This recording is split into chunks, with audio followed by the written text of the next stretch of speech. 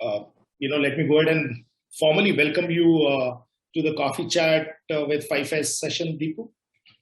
Thank you, Kapil. Pleasure being here, and looking forward to my discussion with you, as well as an interactive audience. Awesome. So, just to give you a quick background, Coffee Chat with FiveS is something that I started last August, and it's a monthly coffee chat wherein every month I get one of the best in industry to come and talk to. We've had people from Google, SAP, Walmart, I think, and we have had some very intrigued discussions on various topics, right from technology to people to processes to impact to human empathy.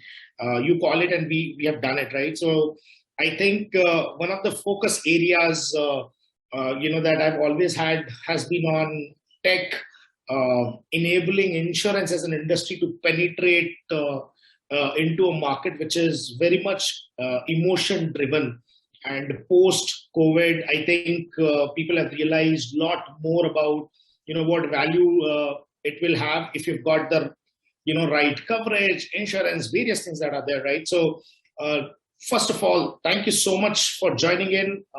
But I welcome you. And before I go ahead and let you speak and give you enable you to give you a quick introduction for the set of people that we have today, we would have audience from India and largely also from the West, from the US market. That's why we keep it in the evening. What is also going to be very interesting is that while it is on Zoom, it gets broadcasted live on LinkedIn. So many people would be watching it on LinkedIn live as well. Guys, thank you so much for joining in. Let's get started. Before you talk anything, congratulations. Between the time when we pushed our media out, and today you've been promoted, and I would like to say that now I'm talking to Senior President, Customer Support Experience Biz Ops Transformation at the Bajaj Allianz General Insurance Company. Welcome, Dipu. Thank you, Kapil. Thank you so much, for your kind words, and appreciate, your being online in terms of, research. Thank you. Great. So let's get started straight away. Dipu, would be very keen to know with your, about your experience, what excites you beyond the work that you do. While people were joining in, I think I did, give you a brief on some research that I did. Got to know that you yourself are a travel freak. And guys, for anyone and everyone who is here and listening to this coffee chat, Dipu has been one of the highly ranked, TripAdvisor reviewing person, I would say, has been traveling to close to, I think he has traveled to, as per TripAdvisor data, he's traveled to more than 170 cities. And I think more than a number of thousand reviews that he has put in on TripAdvisor. I've seen some. Being a vegetarian, traveling to so many cities, countries, I think it has been phenomenal. So Dipu, all over, please give us a brief background about your life and then obviously work. Yeah. Thank you, Kapil. And as I said, overwhelmed with your research and response, and you're welcome. So I work with Bajaj Allianz General Insurance Company as the head of operations and customer experience. I joined the company nearly 6 years ago. And prior to that, I worked with GE Capital for about 2 decades. Prior to that, I'd done my MBA from IIM Lucknow. So that's a quick, peek into my educational and professional background. Personally, Kapil, like you said, of course, love travel because it's always great, connecting with new people, places, and having new experiences. The world has so much variety to offer, and beyond travel, I love reading, writing. And of course, sharing knowledge. So, I just think that, knowledge is one area, which grows through distribution. So, happy to, pay it forward.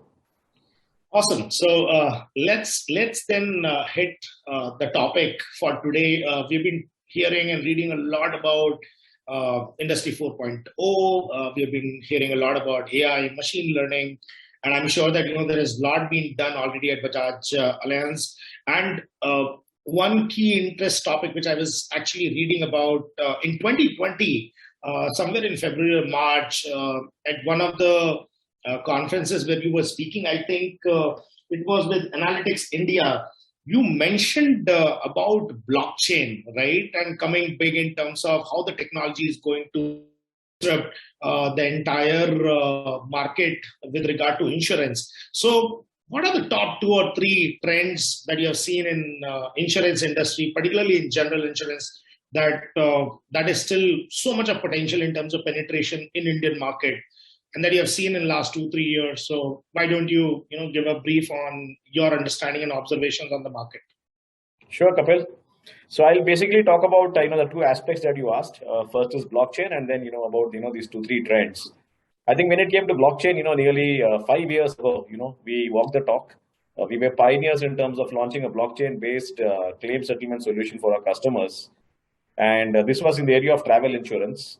So just to give you an example, if let's say you were flying from Mumbai to New York, it's a long flight, and if let's say that flight was delayed, normally you'd be busy, focusing on catching the next available flight and making arrangements for your stay and all your meetings in your destination all over again. And if somebody were to tell you at that point of time that you were eligible for a claim payout because of the trip delay, that wouldn't be your priority. So we said, how do we focus on minimizing customer effort when the customer is in a is in such an emotional state?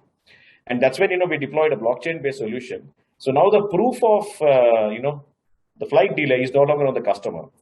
By leveraging the solution, we had immutable proof that the flight was delayed. And in a fundamental change to the value stream, the customer need not intimate us. We would reach out to the customer and tell him, saying that your flight is delayed and you're eligible for a claim payout. And we just need to know that he's on that flight, and the money would get transferred to him. So that's how we were able to revolutionize the entire value chain, and it became a truly pioneering effort which was noticed globally. Now coming to the 2 3 trends Kapil, that you asked about. I think there has been a lot that has been spoken and written about all the digital that various industries have undertaken in the last 2 years, especially in the post-pandemic era. But if you were to just focus on 2 3 aspects which will define the path forward, I think one thing in many countries is the linguistic context, because English tends to be the language by default when it comes to digital transformation. But if you need to ensure that it happens across the board, then the whole multilingual paradigm comes into play. So we, for example, have an app which is for our farmers who avail of crop insurance, and they are typically in the rural parts of India, where the app has been launched exclusively in Indian languages. It gives them notifications on various areas, and through sheer word of mouth it spread. The downloads went up, and it won the 2020 Global EFMA Accenture Innovation and Insurance Award. So that's one area that we see. The other aspect that we have seen is a born again focus on the human angle. While the initial accent was on digitizing the physical, now I think the accent has shifted to humanizing the digital. How do you ensure that you bring in the efficacy of bots, yet give the customer the empathy and the healing touch that he wants? Because customers typically dial you up during their tough times. That's something which we've seen. The third aspect is we moved across the spectrum. Let's say if you take customer experience, we moved from call centers to digital assets. Right, today we all speak about bots and apps and portals, and now we are seeing voice increasingly come into play. So to give you an example, some years ago we integrated our AI-driven chatbot with Alexa and Google Assistant. So in case you wanted a copy of your insurance policy and you had Alexa at home, you could just say, "Hey Alexa, can I get a copy of my insurance policy?" Alexa would speak to a bot, and the policy would get delivered to your registered email ID. So that's how we are in today. Mm-hmm. No, awesome. I think it looks like you are talking all technology, and then obviously there is some portion of empathy also coming in, which is very, very interesting. Would you want to talk a bit more about why you are building efficacy with regard to all these digital assets? How are you kind of focusing largely on keeping that human touch and empathy intact? Some of the things that you have experimented and tried. Yeah, thanks, Kapil, and I think that's extremely important. I think one thing which we all need to take cognizance of is that it's not always man or machine. There is scope for man and machine. Yeah. So which is why there's a handshake between the manual and the digital in the form of assisted digital. So let me give you a very simple but a very effective example. If you take our chatbot, it does not terminate the chat in case it cannot understand the customer's query. We've seen many bots whereby the customer is told, "I'm sorry, I can't understand your query," and the customer is asked to contact the call center or approach the company. What happens here is a human being takes over, and the bot informs the customer that I'm now transferring you to my colleague. The colleague is of course a human being, and the human being then takes it through to completion. And then what we do by using AI and NLP, we maintain an inventory of queries which the bot could not answer, and then we keep teaching the bot. So the bot's own learning is increasing all the time, and therefore its own percentage of first empathy on the spot, and of course increasing self-service via the bot in a secular fashion. And studies show that if you are able to resolve the customer's query in one stroke, the NPS can be as high as 95. Break it into just 2 steps and it can fall dramatically to as low as 65. So that's how this helps. The other aspect is like I mentioned, humanizing the digital. So when you are talking about voice, right, initially we talked about human voice, as in call centers manned and populated by human beings. Then we move towards digital servicing in the form of text and portals and apps. And then, as I said, human beings want human interactions. So now, for example, you're looking at voice bots, right, whereby you get the best of man and machine. It is machine voice, but yet it gives empathy to customers. That's one area by which we have seen. And let me give you one more example, which is let's take health insurance. Now, what happens to our customers when they go for hospitalization? Their primary focus is on moving from illness to wellness because they're there for recovery. And that's when we said, we can give them the best of man and machine. So we have a virtual relationship manager.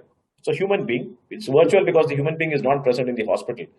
But he calls up these customers and offers them loads of empathy. He tells them saying that I know you're going through a tough time and I wish you all the best. And, we would love you, we would want you to recover fast, but do not worry about about navigating the complex administrative machinery in hospitals. We do the select hospitals.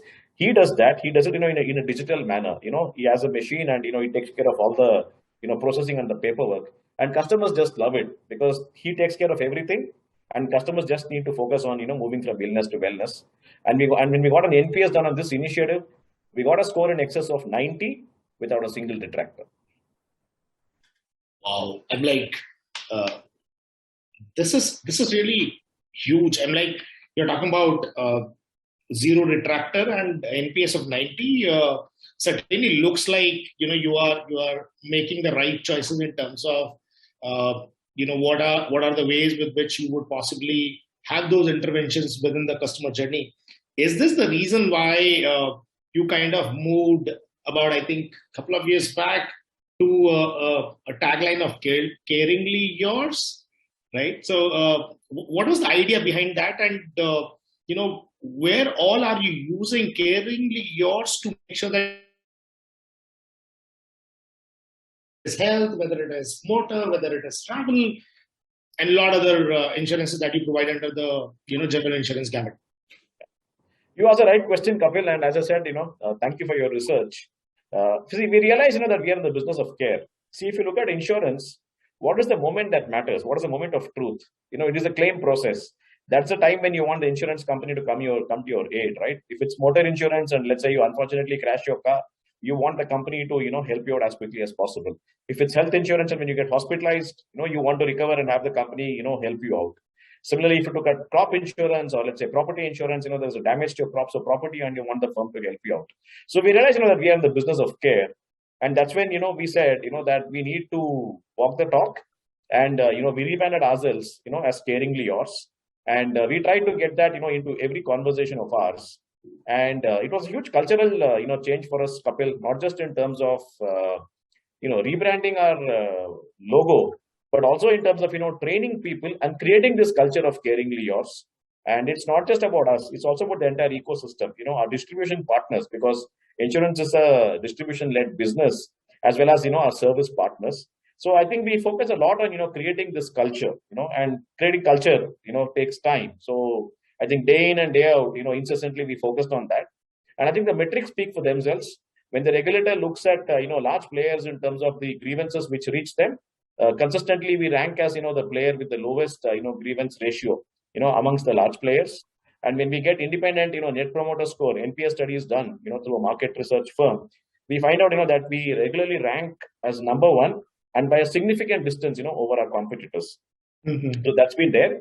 And what we focused on, like I gave you the example of, the virtual relationship manager at hospital. To give you one more example, of care, let's take motor insurance, the biggest form of insurance. Again, to go back to what I said, in case you unfortunately crash your car, earlier the process was you would call up the insurance company, a surveyor would visit the site, he would assess the extent of damage, submit his report, and the whole process would kick in. The customer needs to wait, it can take days. We said, how do we revolutionize this? So we crunched this from days to 20 minutes up to certain amounts. Yeah. Now it's a two-step process for customers. Just click photographs and upload them using the mobile app. No need to call a surveyor, no need to wait. The AI engine will assess the extent of damage using the images, convey the amount to the customer. The customer gives his consent, the money is transferred, 20 minutes up to certain amounts. So that's how, we were able to, introduce care into the equation by, leaving our motto. Right. So I think this is something which I also checked out, wherein, up to a certain limit, you can go on to Caringly Yours app and you can click pictures, and if it is it comes back to and says that, hey, this is the amount which, is directly possible. If you want to go ahead, you can accept. Otherwise, you'll have to go through the process, right? Which is pretty standard process. So I think this is more like, giving power back to come to you and, get the insurance done. This is really phenomenal. And I think these are little things that kind of enable people to kind of, believe in this entire system of insuring for little needs. Talking about certain products and innovations, that have been happening over last, 2 or 3 years. In fact, with insurtech as a term being floated, a lot of players coming in, trying to do a lot of interventions, obviously some ending up becoming a broker, but at the end of the day, they are kind of obviously becoming digital channels for people to kind of adopt to insurance, because it looks like market is huge and it is going to only get better from where it stands. I was looking at some of the numbers that I have, particularly if it is about online individual insurance. Some of the report says that, by 2025, it's going to go up 3x, right? So in terms of technology coming and playing these roles, and, small products like, travel insurance, mobility, all of that, right?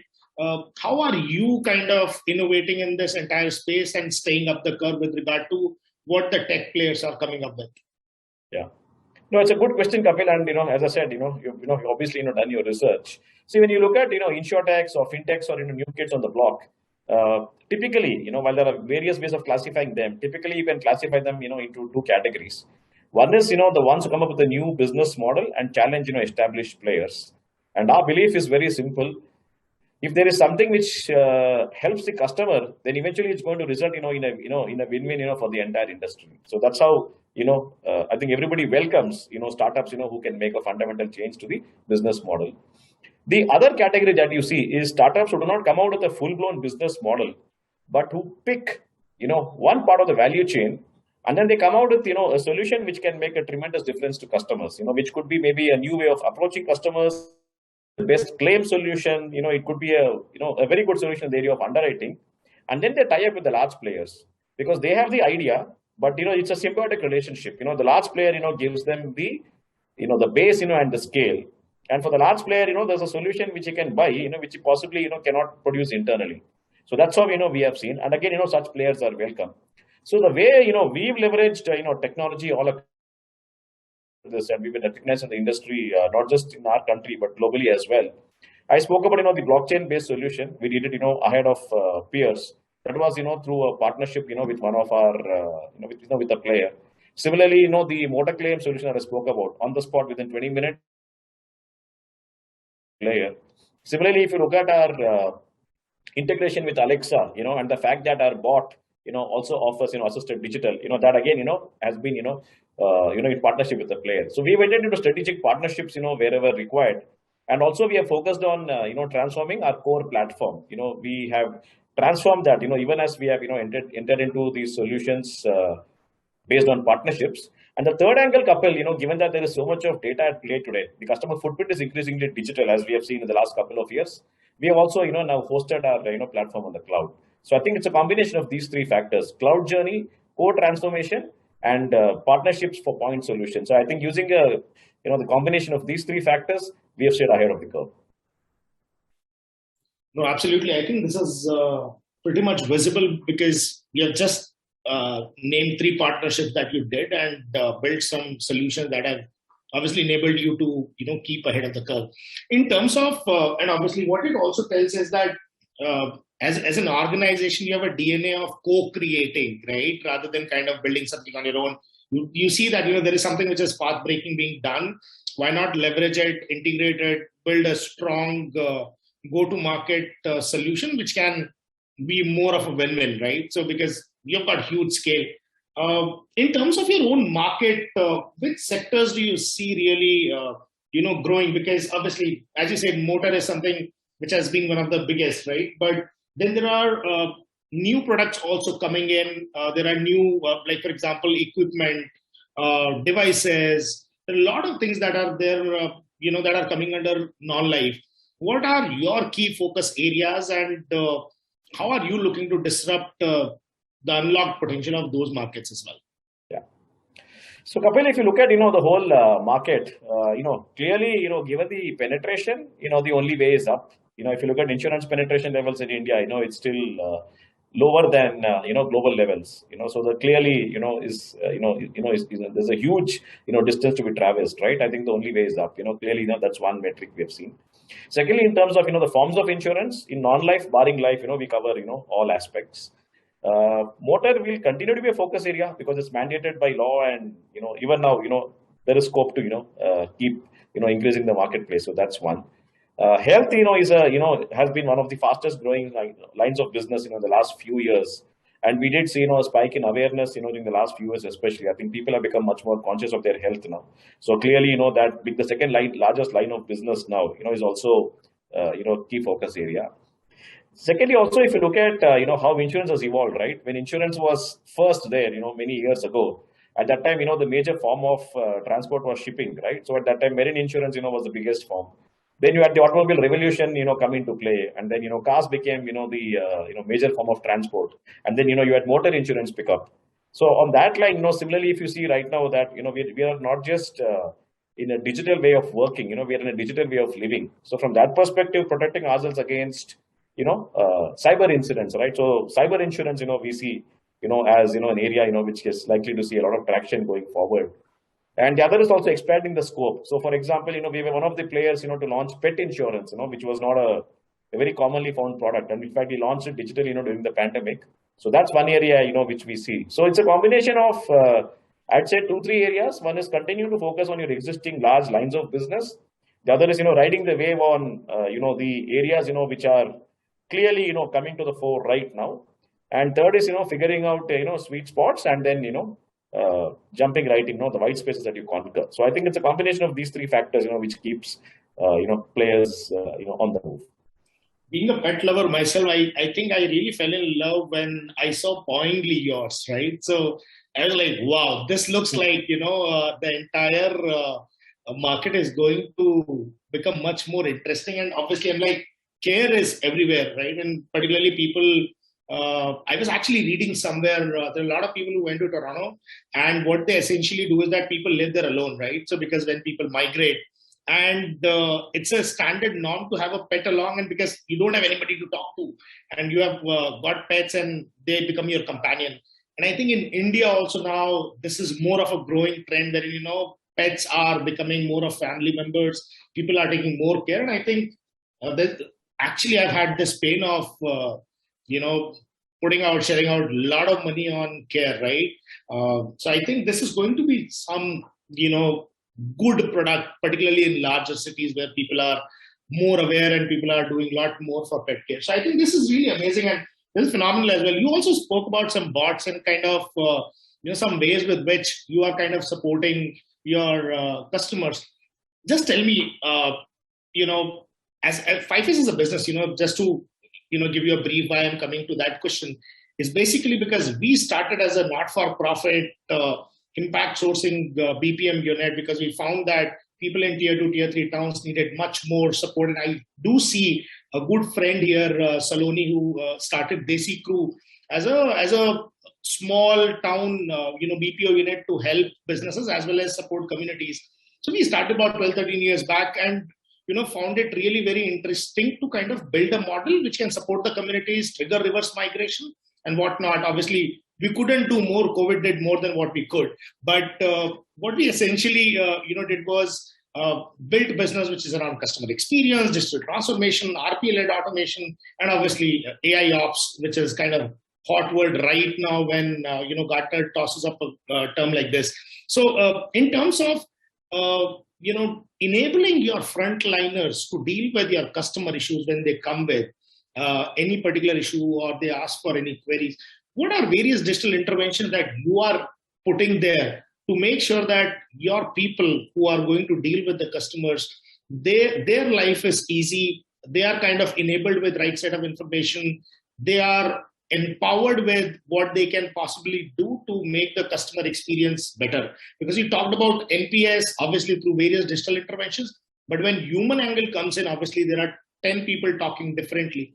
How are you enabling them through digital tools or some trainings or whatever you are doing to kind of make it a seamless experience across all the channels? Yeah. Thank you, Kapil. I think that's also, an interesting, element to discuss today. Firstly, it goes into training, and I think we've leveraged, digital L&D, as in digital learning and development, pretty nicely, the current context. Earlier, if you were to train people, let's say physically, what would you do? You would get people from various parts of the country, into a common place, and then you would, cram the schedule into, let's say, a 2 to 3 day workout, and then people would go back, with their heads full of information. Now that, it's digital, right? Because in the last couple of years, we've had work from home and, hybrid models of working. We actually leverage this opportunity to stagger the learning. So maybe you spend about an hour, learn, test, come back, learn the next day. So I think that's one way, in which, we've leveraged training. And we have a lot of, homegrown models. We have our own, homegrown training school. We have our own, homegrown training content. And I think, we've done a good job of that because we won a lot of global awards, on that front. So training clearly is there. The other is I spoke about the cloud journey. I think the beauty of, having a cloud is you move from siloed data marts, to a single data lake. So therefore, the associates, have a 360-degree view of the customer, which helps them, give him, or her, much better service, because now you have a well-rounded view. The third aspect is, I spoke about, our core platform, which we are transforming. And of course, I spoke about our various customer-facing assets. But stitching them together, is our middleware, our customer relationship management software. And I think, we have clearly, mined the landscape very well there, because this middleware is very important in terms of seamless transfer of information from the core to customer-facing assets. So therefore, our associates, get, ready-made, up-to-date information. So I think a combination of, these three tools have helped us. And coming to our associates, beyond customer service, our sales folks and, our agents, our distributors, we have ensured, a device agnostic solution there. So whether it is the tab or whether it is a portal, they have information on the fingertips. And in the last couple of years, we also leveraged, WhatsApp and video in a big way. So we converted our entire SOPs, into a video library, 2-minute bites. Somebody needs to understand how to issue a policy, how to process a refund, how to file a claim. You send him a quick 2-minute video over WhatsApp. He goes through that, he understands that, and then is able to carry this out at his end. So I think a host of tools, and I think the proof of the pudding lies in the eating. During the last 2 years, we did not just survive, but we actually thrived through the entire crisis. Our customer grievances came down by 90% at the peak of the pandemic. I'm like, there's a lot that you've been working on and you've been doing. In terms of moving further, in terms of what are the success indicators that you are measuring the performance of your teams, whether it is field, whether it is contact center, whether it is digital asset? What are the key indicators that you are measuring their performances on as a business? Yeah. So there are 3-4 buckets into which the KPIs or the metrics go. One is, when you talk about digital assets, you have standard metrics like, the uptime, right? How long, does it take, for example, for the page to load and, uptime, so on and so forth. Clearly you have the metrics there. The other is, your process metrics, right? What we call voice of process. You don't have to wait for, the customer to indicate to you. You look at your process across the board and, the processes have dashboards which indicate, how well they are doing from a traffic light perspective. The third is VOC, that's, the final line of defense, right? Something has happened, and customers come back to you. So, you look at that. And then apart from that, you have your, proactive metrics, in terms of how are you positioned as a brand, what is it telling from an intangible perspective? And of course, scores like NPS and, what the regulator tells you, in terms of your grievance ratios. So I think, we have a good combination of, internal and external metrics, and we monitor them, rigorously every day, because you need to watch it like a hawk to ensure that, you nip it in the bud. So I think that's, the rigor that we bring in. And I think rigor is what, sets you apart, from your peers. Cool, awesome. I think it's becoming much more interesting as we are inching towards the closer part. But before we even talk about a few more things, just want to understand your love for travel, and what are the things that, because I'm sure that being from an insurance industry, everywhere you go, you would see that, okay, there is this opportunity. What if this goes wrong? What if that goes wrong? So in terms of travel as a vertical, what are the things that you have identified? Because I've seen that you have traveled, I think, length and breadth of almost larger part of all the continents, right? So what were the key findings, and did you kind of pick anything which kind of you fed back into the system, saying that with regard to travel, these are a few things that we must focus on and build upon? I think I can break that into two parts, Kapil, as I call, the softer aspects, and the hard aspects, right? The hard aspect, of course, is figuring out, customer needs, and then ensuring you feed it back into the system so you have the right products and the right processes. I gave you that earlier example of, the blockchain-based, travel claim settlement system, which was an industry first. Similarly, in terms of our products, we've been able to give customers, modular products. So I think, we've been able to, from a travel service as well as a product perspective, clearly come out on top. That's one.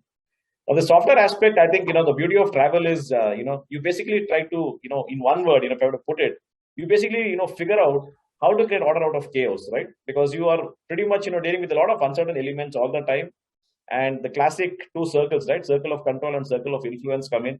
A lot of elements are, outside your control. But how do you manage to, weave your way around it, and still emerge on top? I think that's been one big learning from travel, because you're meeting new people, you're enjoying new experiences, it's a new landscape. And I think the more you do that, and, the more you emerge on top, I think you carry that learning with you back to the workplace, and it just helps you, prepare for the unprepared, right? If you look at the last couple of years, right? COVID-19, nobody anticipated, but we all had to prepare for it. Similarly, is that the last black swan event the world has seen? No. But at the same time, should there be some unexpected event tomorrow, you have to be prepared with the response, because you can't go back to the firm or you can't go back to customers and say, I'm sorry, I can't serve you, right? So I think that's what, these experiences do to you. They kind of, help you come up with responses to situations which you just cannot anticipate. Mm-hmm. No, absolutely. I think this has been the case, and I'm sure that particularly when you are a travel freak, I also love to travel. I did build a couple of products in travel domain as well. And then obviously pivoted it to mobility space. But obviously, one of the things that we have missed is the last couple of years, it's all about travel, right? So you get habitual to take flights, right? And I'm sure that, and then obviously, whether it's leisure or work, you kind of, love to go around places, see culture, and look at that amalgamation that happens. And which is almost, I think, which was actually lost for last 18 months or so. Now it is coming back, hopefully another couple of years, and we should be back on track, right?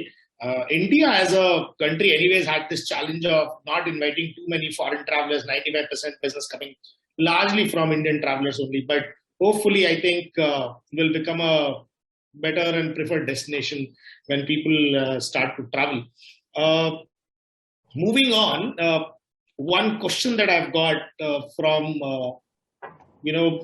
I think from the audience is, who do you think are your competitors in terms of this space, and how are you kind of handling competition in this one, obviously, not so penetrated space, and then obviously building solutions that are keeping you ahead of the curve? Yeah. It's an interesting question, Kapil, and thanks to whoever in the audience asked that question. See, if you look at competitors, I classify them into three buckets. One, of course, all the insurers in India have to be approved and licensed by the regulator. So you go to the regulator's website, you can figure out who the players are. So I think all the players who are in the insurance industry in India are obviously competing with us for a share of the pie. So that's a very straightforward answer as to who are our competitors. The second aspect, Kapil, is, if you look at customer-facing assets, right? If you look at, let's say, your bot, if you look at your portal, if you look at your mobile app, what we need to understand here is that customer experience is industry agnostic. Customers in their own minds, they don't classify and say, okay, this is the best app I have seen in insurance. This is the best app I have seen, in ride sharing. This is the best app I have seen in e-commerce. They will just compare, the experience of your digital asset with the best that they have seen. And that's where, we really need to cast our net, wide and far, and then figure out, who has the best experience in that digital asset, and then ensure that, we are right on top. That is the second one. The third aspect is, going back to the fact that, it's still an underpenetrated market, right? And somewhere if you need to innovate and, not play catch up, then, you are your own competitor, right? You need to raise the bar. So that's why, I'd say that competition, for us, it falls into these three buckets. Awesome. I think learning from the best in business is always a great idea. In fact, I've seen a few things, even in the West from our experience of working, right? So have also seen that a lot of bots in place. I'm like talking a bit on automation as a use case.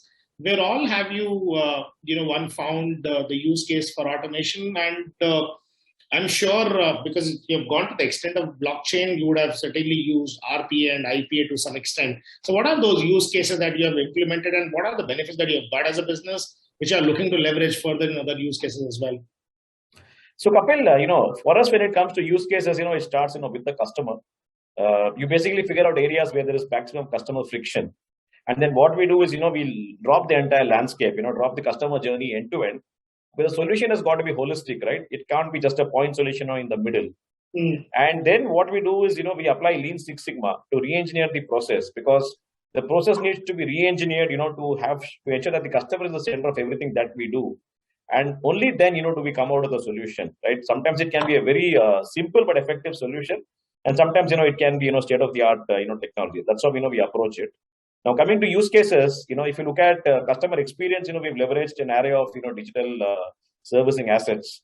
What we did was, we figured out key drivers of traffic into our contact center. We did not pick niche cases. We said, let's pick the biggest, and the boldest problems. And then, we built frictionless, seamless journeys on them on our digital assets. Whether it's our mobile app, whether it's our chatbot, whether it's our customer portal. And they clearly came to the fore, when COVID happened. When call centers were shut down, we were able to, migrate all our customers, to our digital assets, overnight. Then similarly, when you look at a core product, which is policy issuance, we have empowered our distributors. So using their devices, they can issue policies. So when COVID happened, we didn't have to worry. It was paperless. They didn't have to worry about, people not being, working, the way they were working earlier, right? Digitally, they could interact with us, and they could get policies issued. That's what we have done. And RPA plays a big role there, because RPA is not customer-facing automation; it's back-end automation. So a lot of our, back office activities, were, for example, automated using, RPA. So that's how, we were able to, get that going. Then if you look at customer-facing solutions, I told you about, motor claims, where we have used, AI and a tool called machine vision, by which this two-step process, we can give it to customers. We leverage blockchain, for the travel claim, based solution. So I think across the entire value chain, we first understand what the customer problem is, and then, fit, the right technology to the customer's problem, and not the other way around. You can't start by saying that, the latest buzzword in town is AI or ML, and, let me latch on to that, right? It's not going to help. If you have stomach ache, we'll have to give you a medicine for stomach ache, right? We can't give you a medicine and then figure out what the ailment is. Right. I think you've got the recipe right, and that's why I'm kind of seeing that, a lot of technology-related implementations, because if you look at the data, more than 70% of the digital transformation initiatives fail because they were not planned right? Or there was no real need identified.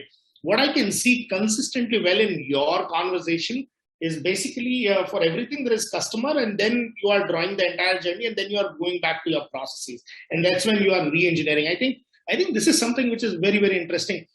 Tell me one thing, honestly, have you ever had, I'm sure you would have chatted with people a lot, but have you ever had a candid conversation with somebody not knowing that you are from Bajaj, and saying that, hey, what do you think about insurance? Is this really good? Is this bad? And what was the best feedback or advice that you got, which actually got you thinking? I think one is, Kapil, firstly, thank you, for appreciating our efforts. And that's how, customer first helps. Secondly, if you look at our, NPS scores, they're purely, third party, done, independently. So, we do get a lot of customer feedback all the time. I think one very interesting feedback which we received and, which helped us, craft the entire journey was on this multilingual bit. A customer, told, not specifically to us, but he was generally expressing, his need. He said, if you're doing multilingual, make sure the journey is throughout. Don't just hook me in, using the language of my choice. But when it comes to output throughout the entire journey, maybe, what are collateral or, maybe literature, it's, let's say, in standard two languages. So what we did was, on some of our journeys, it's multilingual end to end. And I think that's ensured, wow experience, so that's how, customer feedback can be really insightful. So it's not just about having people who can speak multiple languages in a call center. On that journey, can you take it through end to end? Oh, okay. I think this is very interesting because I think when you are expecting the person to reach out and select language, obviously you know very well that the person has come through some journey and makes perfect sense to even look at content being localized. I was actually talking to somebody at one of the largest internet companies across the globe, and this person told me that, you know what, we are talking about English, we are talking about a lot of other things, but just on the social platforms, English only form 50% of the overall space. Text only form about 50% of the overall space. Non-text and non-English is obviously 50%, which is huge.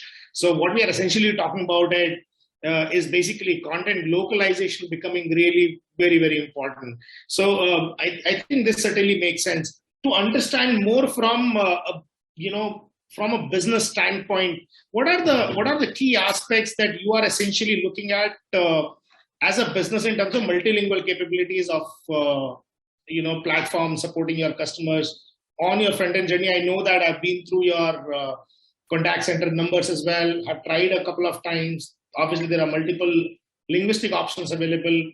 I also happen to know that there are some bot implementation that you have done, which is amazing. How are you looking to take that journey to various other languages? Yeah. So Kapil, firstly, thanks for trying out our assets. The call center is multilingual, like you rightly mentioned. Our website is also multilingual. We have multiple languages, on our website. Our bot also, people can interact with our bot in languages, other than English. And I spoke about, the app that we have exclusively for farmers, in the area of crop insurance. We call it Farm Mitra. That was launched exclusively, in Indian languages. So customers, farmers could interact with us, using this mobile app. We also gave them access to the government's portal through this mobile app. So it became a one-stop shop. And when COVID happened and, they were confined to their homes, this became their lifeline. We give them app notifications, right? Crop advisory, crop diagnostics, information on the weather, and that's how, it spread through, sheer word of mouth. So across the entire life cycle, at every touch point, we're just trying to give as many options to customers, as possible.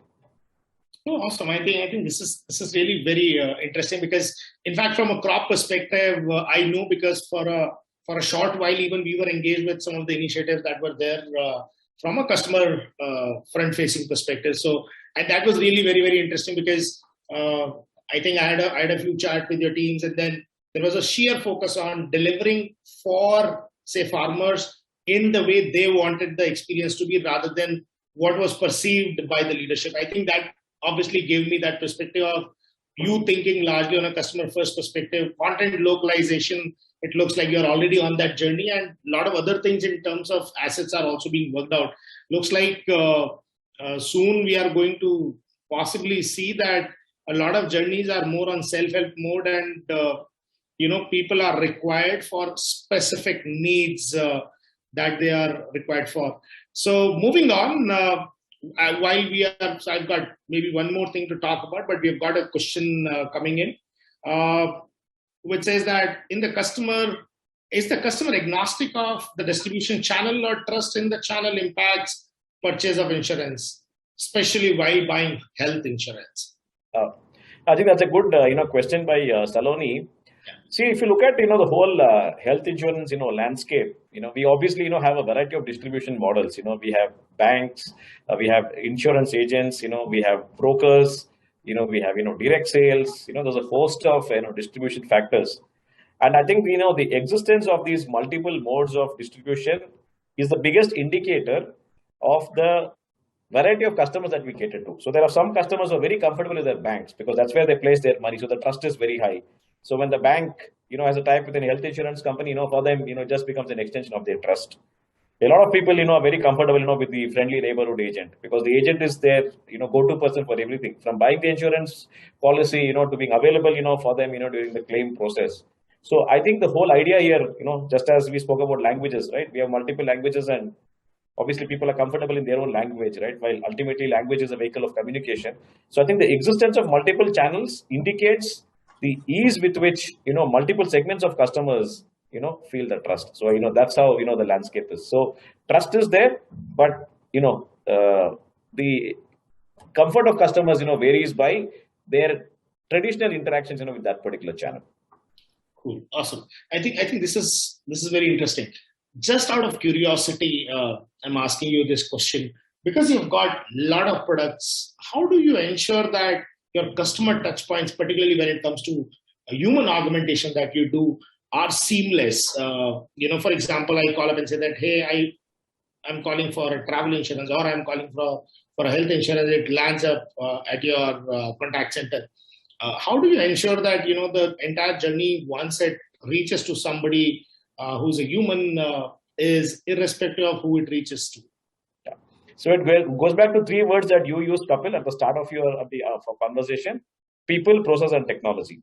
So when it comes to people, we need to train them, and training is not only on the hard aspects, in terms of product knowledge or literature of the company and the overall insurance landscape, but also the softer aspects of truly meeting customer needs, understanding customer needs and meeting them. So that's the people angle.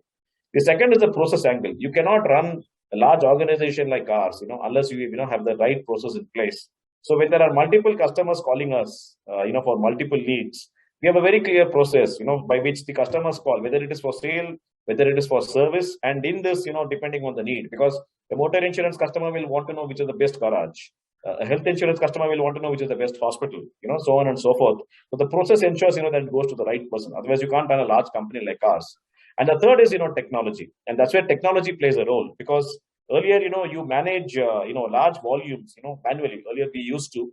Today, it's impossible without technology, because it ensures scalability at extremely high levels of accuracy. So I think by doing these three, we've been able to do that. So today, when customers call up, this is, pretty much, part of our, our DNA today, right? We just know, who to pass it on to, and then, ensure, it goes through seamlessly. So today it's built into our entire culture and landscape and DNA. Oh, awesome. I think this is great. So as we inch towards the end, the last one that I would ask you is, what are the key action areas with regard to creating positive impact on society by large, bringing diversity in scheme of things, etc., that you are doing at Bajaj to make sure that, come 2025, 30 or future, you are being positioned or considered as an inclusive business, a responsible business. So what are various things that you are either actioning or planning to create that impact largely on society, and also thinking more on the diversity aspect as well? Interesting question, Kapil, and I'll pick two dimensions. One is, of course, increasing, the penetration of insurance to ensure that we do our best to ensure that, we cover, more Indians and across, more products, because the insurance industry is one industry which comes to your aid, when you're going through tough times, right? Because we are the ones who are there, when you crash your car, when you're in a hospital, when your property is on fire, and when you've had some, unfortunate, mishap in your family. So clearly, I think that's there. We have a huge customer base, we have a huge distribution base, and we want to expand that. The other is, if you look at insurance industry, it's a huge generator of employment, not just, direct employment in terms of the workforce that we employ, but also in terms of, insurance agents, because it's a distribution-led model. And I think, we've been at the forefront, in terms of, having a large number of distribution partners, and we have digitized and smoothened the onboarding process so much, that it becomes as easy as possible for them to get enrolled.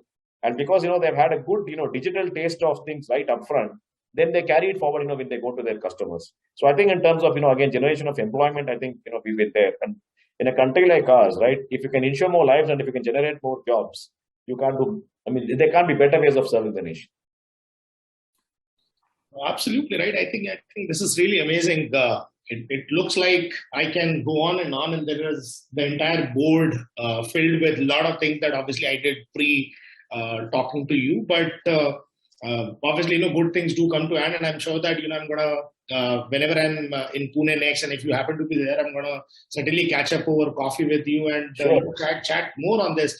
But as we wind up, top two priorities that you have for this year with regard to digital intervention as a business and as a leader that you're looking to implement and focus on.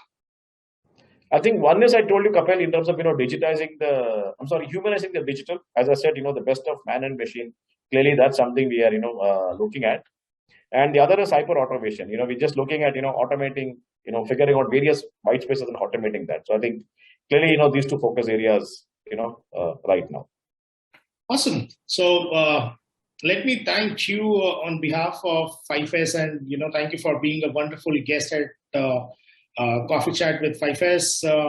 It's been amazing, and I'm sure that when we paint the wall come August, when we'll be completing 1 year of uninterrupted monthly Coffee Chat, this one is going to go in a very, very interesting range, and I'm sure that the team would do justice to kind of put across all the real amazing stuff that you spoke about, like for example, virtual relationship management. You spoke about blockchain being implemented 5 years back, and a lot of other things, right? So thank you so very much again. Looking forward to meet you in person, and have a great week ahead. Thank you so much, and parting words. That's it. Thank you so much, Kapil. Really appreciate your warmth during the call and all the research that you did. Clearly the homework is evident. Thank you so much. And thanks to the audience for listening to us patiently and asking some really wonderful questions. And wish you all a great week ahead. Thank you so much. Take care. Thank you so much, everyone. Yeah. Bye.